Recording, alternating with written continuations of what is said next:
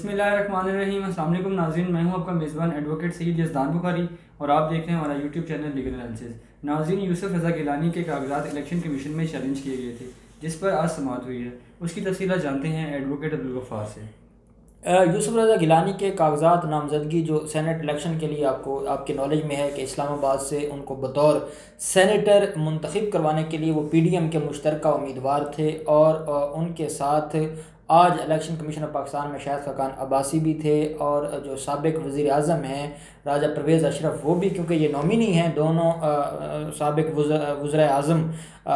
वज़ीर आज़म साबिक यूसुफ रज़ा गिलानी के, तो वो भी मौजूद थे। ये फ़रीद रहमान है, पाकिस्तान तहरीक इंसाफ के रहनुमा हैं। इन्होंने एक दरख्वास्त फ़ाइल की थी इलेक्शन कमीशन में। इलेक्शन कमीशन ने एक ट्राइब्यूनल बनाया हुआ है जो कागजात नामजदगी पर जो एतराज़ात हैं उन पिटिशन्स को सुन रहा है, और ज़फ़र इकबाल साहब हैं, वो रिटर्निंग ऑफिसर हैं जिस ट्राइब्यूनल के पास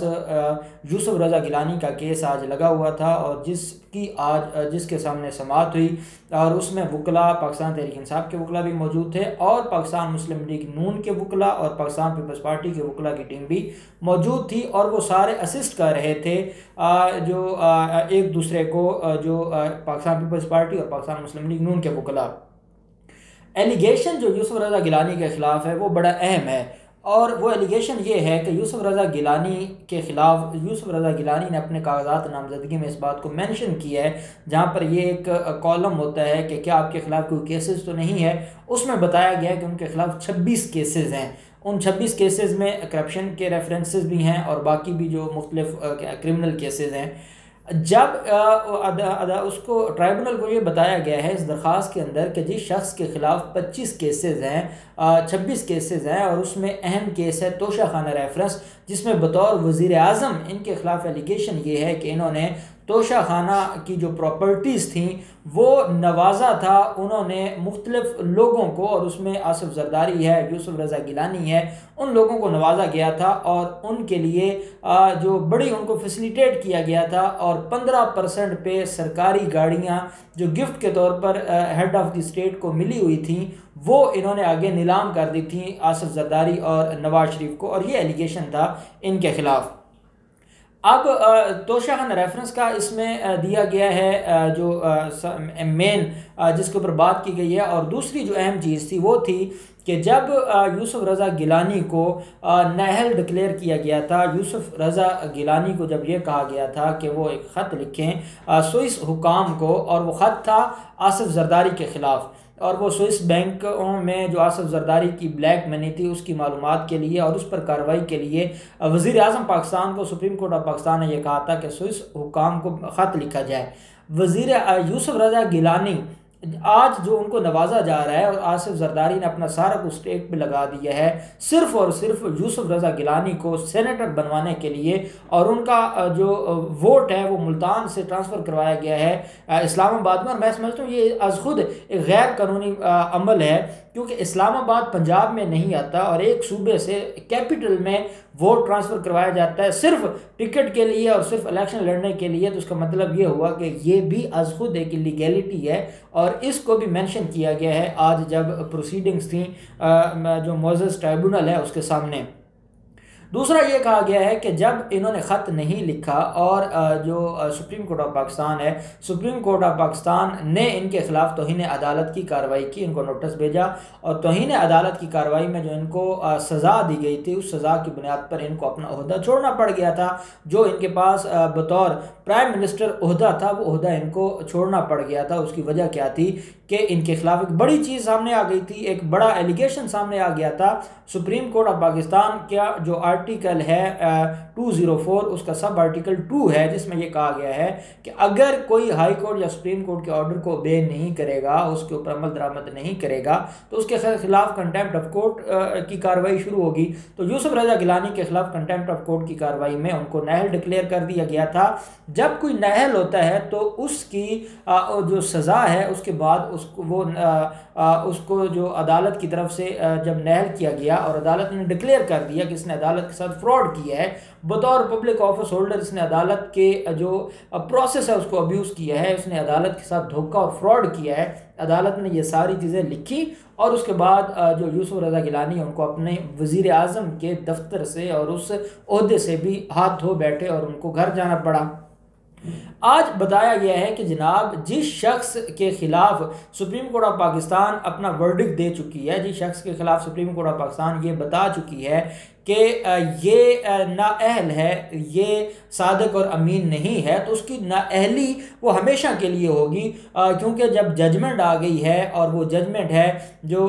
नवाज शरीफ के केस में आई है और वो 62(1)(f) के तहत है, तो जब एक जजमेंट आ गई है और जिसमें ताहयात नहली हो सकती है, तो फिर इस जो यूसुफ रज़ा गिलानी है जो मुख्तलिफ केसेस में मुलज़म है, इनके खिलाफ ये कैसे दोबारा इलेक्शन लड़ सकते हैं और ये ताहयात नाअहल क्यों ना हों। फिर अदालत को ये भी बताया गया कि जो मामला है मंशियात का, इनके खिलाफ मंशियात के केसेस हैं और ये मंशियात के केसेस में भी मुलव्वस पाए गए हैं। तो जिस शख्स के खिलाफ करप्शन केसेस हैं, मनी लॉन्ड्रिंग के केसेस हैं, आमदन से ज़्यादा असासाजात के केसेस हैं, पब्लिक ऑफिस होल्डर होते हुए मिस यूज़ ऑफ अथॉरिटी के केसेस हैं, तो वो शख्स, और फिर तौहीन अदालत, सुप्रीम कोर्ट की तौहीन की है बतौर वज़ीर आज़म, ऐसा शख्स कैसे अहल है कि वो इलेक्शन लड़े। अब ये बड़ी एक अहम और एक दिलचस्प सूरत हाल है।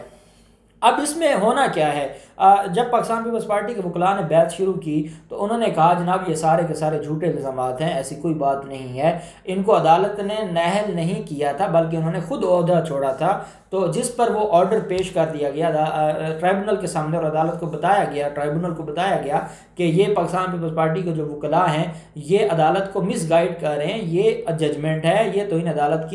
का फैसला है और उसकी बुनियाद पर इनके खिलाफ कार्रवाई हुई थी। तो ये कैसे कह सकते हैं कि नहीं, इनको अदालत ने नहीं, ये खुद घर गए थे। क्या आज ये बता दें ट्राइब्यूनल को कि जो स्विस हुकाम को ख़त लिखना था आसिफ जरदारी के ख़िलाफ, इन्होंने ख़त लिखा था, जब ख़त नहीं लिखा था तो उसका मतलब क्या हुआ कि ये इन्होंने जो तौहीन अदालत के मुर्तकिब हुए। तौहीन अदालत के मुर्तकिब जब कोई हो जाए तो उसके बाद भी वो कोई रुजू करता है, कोई माफ़ी मांगता है या जो उससे गलती उसको ठीक करता है, आज तक इन्होंने उसके ऊपर माफ़ी भी नहीं मांगी, तो ये कैसे अहल हो गए। लेकिन जब वकला पाकिस्तान तहरीक इंसाफ के आर्गूमेंट्स कर रहे थे तो बार बार जो उनके आर्गूमेंट्स को जानबूझकर डिस्टर्ब किया जा रहा था पाकिस्तान मुस्लिम लीग नून के वकला की तरफ से और पाकिस्तान पीपल्स पार्टी के वकला से। यूसुफ रज़ा गिलानी ने खुद भी ये बोला कि जितने मेरे खिलाफ आप एलिगेशंस लगा रहे हैं तो आप वैसे ही बोल दें कि आप इलेक्शन ना लड़ें तो मैं नहीं लड़ूंगा। तो इससे पूरी जो वहाँ पर जितने लोग बैठे थे वो हंसने लग गए। यूसुफ रज़ा गिलानी को पाकिस्तान तहरीक इंसाफ के वकला ने कहा कि आप चाहें भी ना कि अब आप इलेक्शन न लड़ें तो अब आपका क्योंकि मामला यहाँ आ गया तो अब आप यहाँ से डिस्क्वालीफाई होंगे और अब आपके खिलाफ फैसला आएगा। अब ये मामला है और इसकी बुनियाद पर यूसुफ रज़ा गिलानी हूँ, शाहिद खाकान अब्बासी हूँ और जितनी भी क़यादत है PDM की, वो तो ये कह रही है कि वो ये मामला जीत जाएंगे, वो सारे मामले से अपने आप को बचा लेंगे। लेकिन अब सुबह 9 बजे के लिए जो ज़फ़र इकबाल हैं, जो रिटर्निंग ऑफिसर थे, उन्होंने सुबह 9 बजे इसका फ़ैसला आज महफूज कर लिया है, आर्गूमेंट्स मुकम्मल हो गए हैं और सुबह 9 बजे इसके ऊपर दोबारा इसका फ़ैसला सुनाया जाएगा। अब 2 चीज़ें हैं, अगर तो ट्राइब्यूनल यूसुफ रज़ा गिलानी को नाअहल डिक्लेयर कर देता है और उनके जो एतराज़ात, जो उनके कागजात नामज़दगी वो मुस्तरद कर देता है, तो फिर इस फ़ैसले के ख़िलाफ़ ये हाई कोर्ट में जाएंगे और हाई कोर्ट में जाकर इसको चैलेंज करेंगे। और अगर वो उनके जो कागजात नामज़दगी मंजूर कर लेता है और पाकिस्तान तहरीक इंसाफ के जो वकला की तरफ से एतराज़ात हैं वो मुस्तरद कर दिए जाते हैं, तो फिर पाकिस्तान तहरीक इंसाफ उन ऑब्जेक्शंस को रेज़ करते हुए दोबारा इस्लामाबाद हाई कोर्ट जाएगी और इस्लामाबाद हाई कोर्ट में इस मामले को चैलेंज करेगी। तो ये सारी चीज़ें अब PDM के लिए कितनी मुश्किल हैं और क्या वाकई पाकिस्तान पीपल्स पार्टी और आसिफ जरदारी ने वो हाथ धोकर पीछे पड़ गए हैं कि हर हाल में उन्होंने यूसुफ रज़ा गिलानी को जितवाना है। यूसुफ रज़ा गिलानी ने जो एहसान किया था आसिफ जरदारी पर और अपना ओहदा कुर्बान कर दिया था आसिफ जरदारी की खुशी के लिए, क्या वो अब उनको रिवार्ड देना चाहते हैं? उन्होंने अपने पैसों के और अपने बैंकों के और अपने पैसों की बोरियों के मुंह खोल दिए हैं यूसुफ रज़ा गिलानी को जितवाने के लिए। और जिस उम्मीद से उनको कैंडिडेट बनाया गया है, अगर सुप्रीम कोर्ट ऑफ पाकिस्तान को बड़ा अहम जो फैसला दे देती है ओपन बैलेट के हवाले से, या जो काबिल शनाख्त होना है इन वोटों का, उसके बारे में, तो फिर यूसुफ रज़ा गिलानी कहाँ खड़े होंगे? जब आसिफ जरदारी की करप्शन काम नहीं करेगी तो तब यूसुफ रज़ा गिलानी कहाँ पर खड़े होंगे? बड़ी अहम मुझे लगता है कि इनके हवाले से जो अगले आने वाले दिन है वो बहुत अहम है। तो अब देखते हैं कि सुबह 9 बजे ज़फ़र इकबाल साहब क्या फ़ैसला देते हैं और फिर उसके बाद दोनों जमातों में से उनका क्या रिएक्शन होता है। इस केस की जो मज़ीद सुबह डिटेल्स होंगी उसके ऊपर भी हम बात करेंगे। नाज़रीन, ये था हमारा आज का मौजू, जो कि यूसुफ रज़ा गिलानी के कागजात इलेक्शन कमीशन में चैलेंज किए गए थे। उसकी तफसीलात जानी हमने एडवोकेट अब्दुल गफ्फार से। इंशाल्लाह हम कल नए मौजू के साथ हाजिर होंगे। अल्लाह हामिद नासिर।